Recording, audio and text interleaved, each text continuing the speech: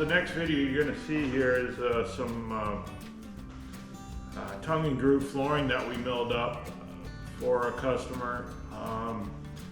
We had to do about 630 linear feet, or it worked out to about 630 linear feet. It was at a poplar.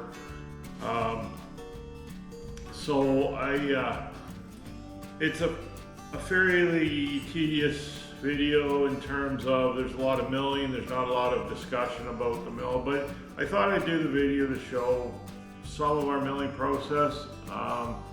We basically take the raw material that comes in rough form, so typically 4/4 rough sawn wood. We bring it to our planer and we'll plane that down on both sides to about roughly 15/16, and then we take it over to our straight line rip saw, and then we'll rip the width of the blank out. Then we go back to our planer, we plane that down to the thickness desired. In this case it was 3/4 inch, and then we will run that on our shaper. One side, either the tongue or the groove first, then we switch the shaper cutters, and then we'll run the other side. And from that point we take the wood, we cut both ends to clean them up, so sometimes there might be some splits in the ends or defects in the ends that we'll clean that up.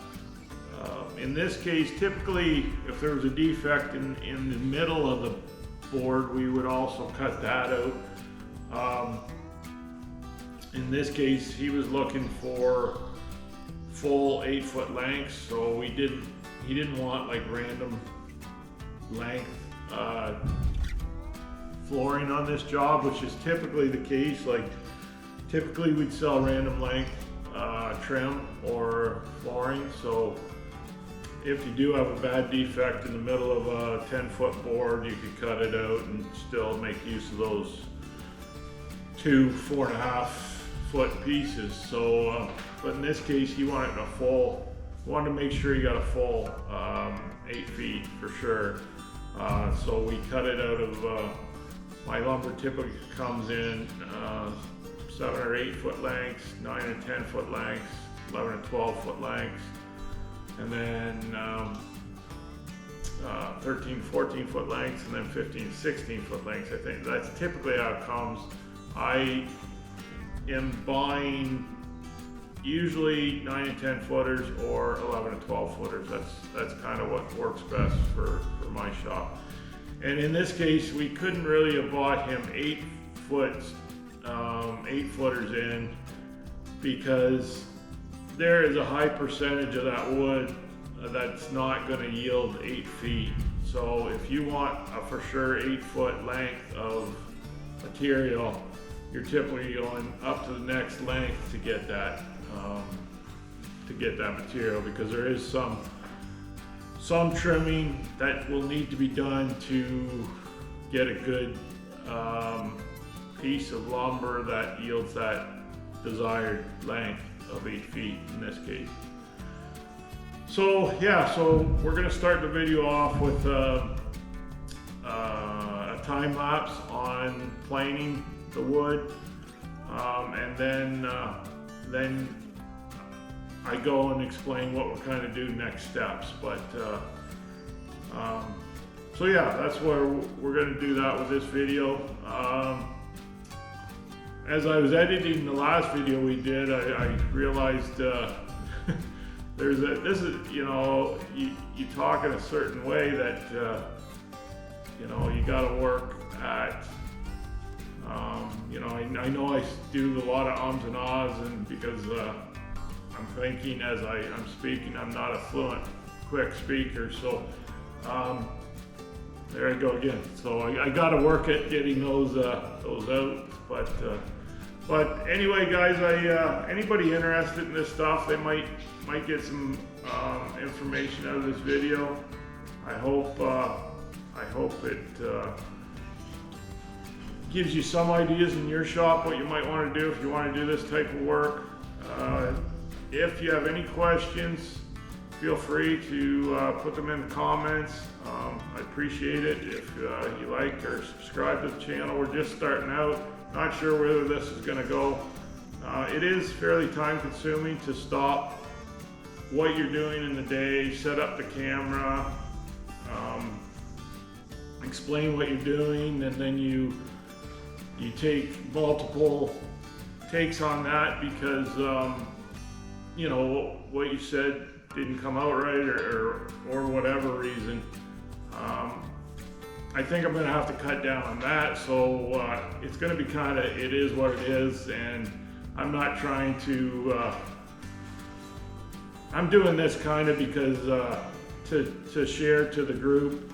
I take a lot of information from YouTube that I found interesting and helpful over the years from what I've done here in the woodworking and mill work and the sawmill work. So I'm just trying to contribute to that, and if anybody can help, or if I can help anybody in maybe coming up with an idea in their shop that might work good for them, then that's kind of what I'm doing it for. So it's not going to be a polished video. We work out still, and then we do this through the day, so there's not a lot of time to take a lot of takes on these videos. So if it's not as polished as a lot of videos, then that's the way it is. So but we'll try to do the best we can and put out good informative videos that can help you guys maybe pick up some of the things that took a long time to learn. I've been working with wood. Well, I guess I started a little shop when I was about 14 in my dad's barn, up in a granary room in the barn, and so about 40 years later, we're here still working away with the wood. But over that time, you do pick up a lot of things, and if I can help share any of that'd be good. All right, guys. So hope you enjoyed the video on the mill work of Tongue and Grove Poplar flooring.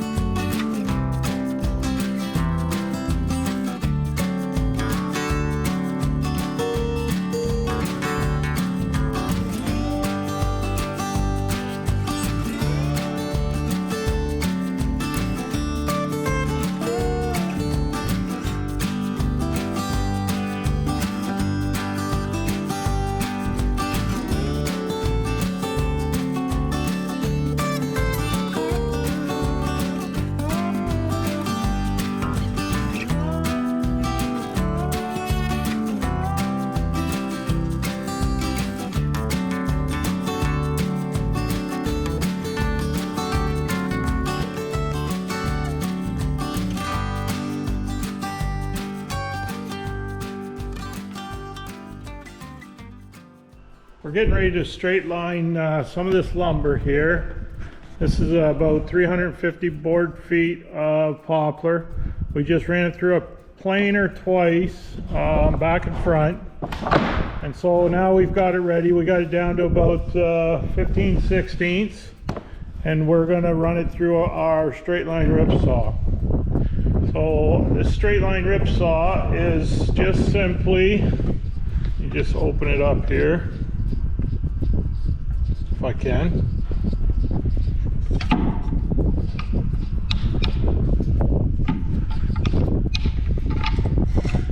It's just basically a large, I think it's a 14-inch blade on there. And then it has a chain here.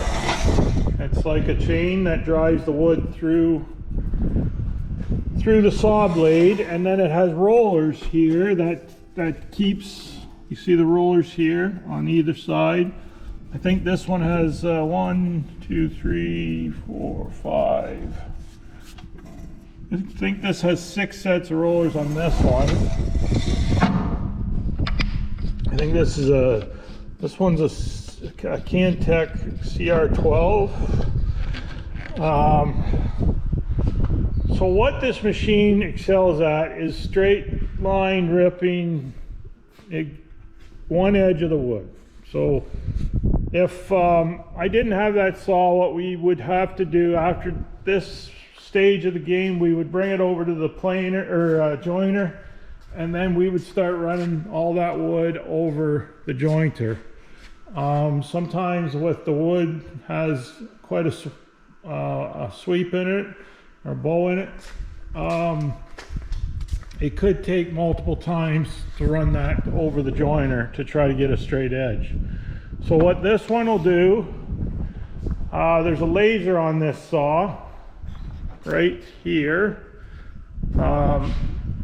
and this saw runs actually off 3-phase, so it's a 223 phase. So right now, not sure if you can hear it, but we have our rotary phase converter running our 3-phase. This is our 3-phase panel right here.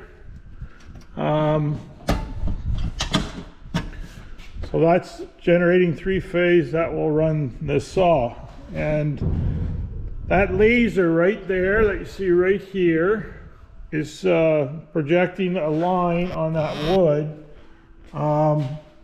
Kind of hard to see it. I'm not sure if you can see it there, but that line will give us a target where we want to shoot to have that wood grab the tracks and the roller. The roller will push the wood down on these tracks that have all these little nibs on them, and that will lock that board in place. That locks it on a straight trajectory through the blade. As long as you don't run your blade off the wood, so you don't want to put your wood in crooked or you'll run that blade right off the wood. So you want that line to go from start to finish, and that will give you a straight line. So the next time, now the next step would be to set this where we want our stop, and we would lock that in there, and then we would rip the blank out for the next line. So it gives a nice clean finish. It saves a lot of time. I will set you guys up and show you a bit of boards through it, and then just give you an idea how it works. It's not a cheap saw. It's a fairly costly saw, but it does save a lot of time here when we're doing straight lining lumber or running blanks for our shaper. So what we're doing here, I'll just show you the end goal. The end goal is this right here. It's a tongue and groove. There's our tongue, and then here is our groove on this. I can grab it. So there's our groove. and then that'll go together for a nice flush fit for the flooring. So that's what we're making out of that poplar. All right, guys, I'm going to set you up. Hopefully, give you a shot of us running a few boards through this.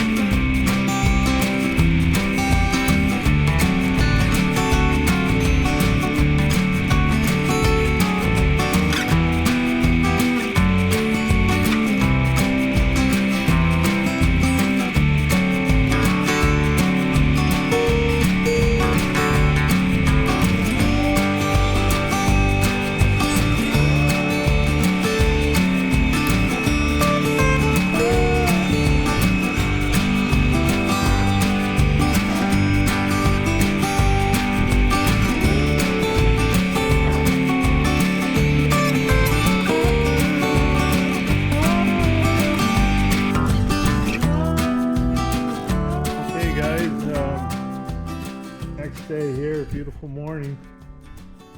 So our next step is to take these boards that we just we edged yesterday, and then last night before I went home, we ran a test sample. We wanted to make sure that the face of this flooring is going to be at least 4 inches. So I set the shaper up and we ran the tongue on it, and looks good. And I will get a tape measure. I think I want to make sure. Here's a couple samples that we had to run that were a little short.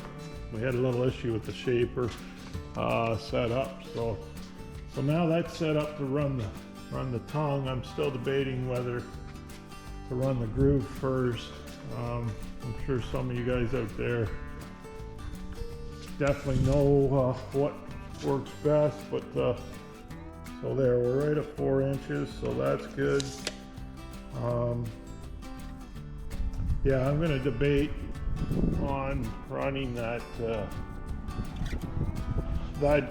it's set up for to run the tongue first, but I know if I run the groove first that I have a better surface to put my push sticks against here. So I don't know. I think I'm going to be okay either way with the feeder. It will run either. It's set up to run the groove, so the tongue. So I may just run that. So anyway, we'll see. But right now, the next job is to go back to the straight line rip saw. It's set at the proper distance, which is 4 5/16. That's what we want there, and that will give us room to run the 5/16 tongue and finish with a 4-inch face. So we need 65 of these, so we'll start that up and start running them.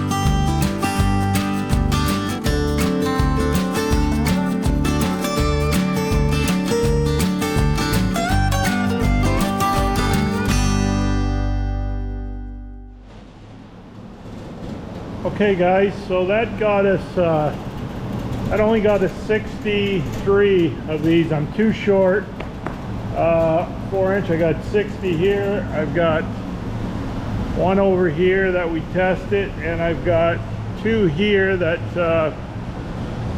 they're just slightly narrower, but they could be used. But I'll probably cut about 5 more. I'm getting low in poplar. Let's go to the poplar rack and see what we got. I'm getting low, but I should have enough just to get 5 more 4 inchers. So yeah, this is all the poplar I got left. So this is some really nice stuff, but we're getting low. So I'll get those 4 more cut up, and then we'll be ready to start shaping the tongue and the groove on this. Okay, I got the other 4 blanks cut, but I jumped the gun there saying that we're going to cut the grooves in the tongue next. These are sitting at 15/16, but we want a finished thickness of 3/4. So we're going to run these through the planer a couple times, and then we'll get them down to our 3/4 inch blank. I'll set you guys up and do a time lapse a little bit on that one.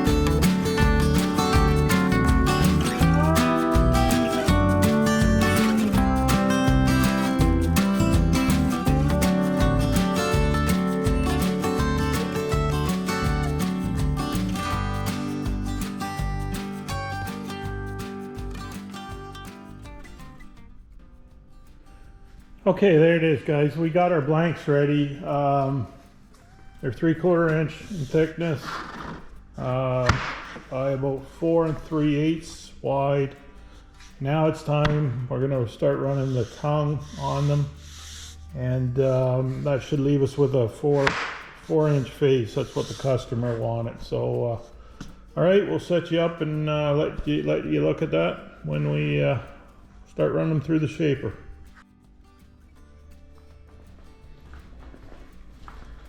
I'm going to turn dust collection on here. That's on a 3-phase, that's a 3-phase motor, so I put that one on a variable frequency drive. That way we don't run the rotary phase converter all the time. So that's, I got a blast gate. I usually leave that blast gate open on the straight line rip. I've got enough suction that I usually can pull from the shaper all right, but we will shut this one on the planer. The one on the joiner shut, and the manifolds are shut there, and we're open to our shaper, so we should be good there.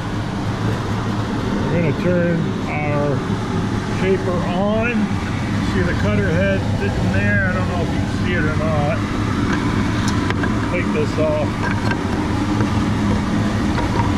Cutter head there.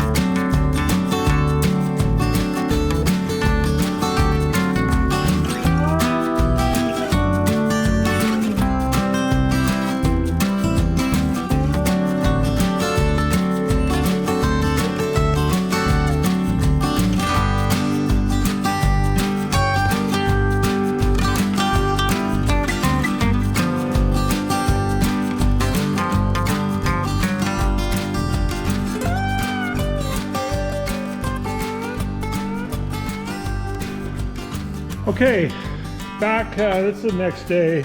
I had to work last night, so we finished up some of the product, cutting it to size. So that's the next step. Once we profile both the tongue and groove, there's the profile of it. Then we take it over here to the miter stand and we're gonna cut the product to length. So over here you can see this is some of the finished floor that we have. Some really nice stuff. Turned out good. These are each bundle is 60 linear feet. So they're ready to be shipped out. So we'll just work through the rest of this order, which is 650 linear feet. That's the order we have to make, and then we have a few just blank boards. I think they're supposed to be 5-inch wide. He's going to use those for some skirting. So, all right, guys, this will probably finish this one up. We'll catch you on the next one. Have a good day.